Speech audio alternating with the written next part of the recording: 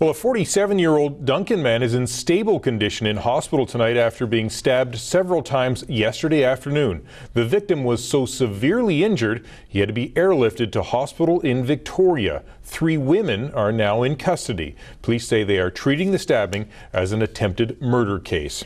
Now to another shocking crime. A 58-year-old man has been found guilty of trying to kill a Victoria police officer. When the verdict was issued last night, the officer's family wept tears of relief. Today, as Kylie Stanton found out, the emotional conclusion to a very dramatic trial is still sinking in. I had this kiosk open.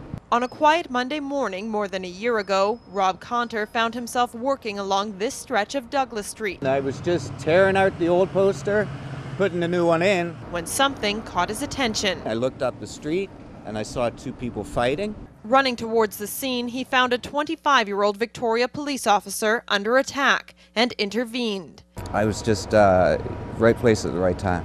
That's his right leg, pinning down 57-year-old Guy Herve Seguin, as officers worked to retrieve the knife that had severely wounded Lane Douglas Hunt, slashing her hand and narrowly missing her neck. Now, justice has been served. Very happy that the decision the jury came back with was the one that we believed all along, that this was an attempt murder case that we have been dealing with against Constable Douglas Hunt. It's a rare conviction and one the BC Supreme Court jury deliberated for 5 hours. But for the parents of the up-and-coming officer, the guilty verdict is still sinking in. It was what I hoped for, but it was stunning to see it. What we have lived with, what Lane has lived with for the past year, that the right thing would be done, it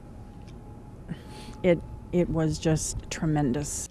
What remains is a haunting fear it could have been a murder trial. If the blade had been 1/16 of an inch closer, it would have entered her carotid artery. But it was Douglas Hunt's quick reflexes and training that saved her life. She said, "You sacrifice your hands to protect your neck." And her focus on her own physical fitness and with the training she was given, she survived. Less than 8 months later, those skills are what led her to the title of toughest competitor alive at the World Police and Fire Games, a proud moment in an otherwise difficult year.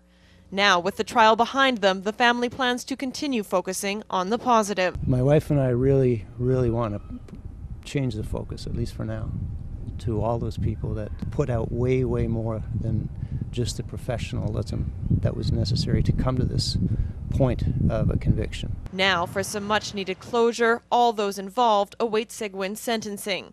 Douglas Hunt plans to speak publicly about her ordeal at that time.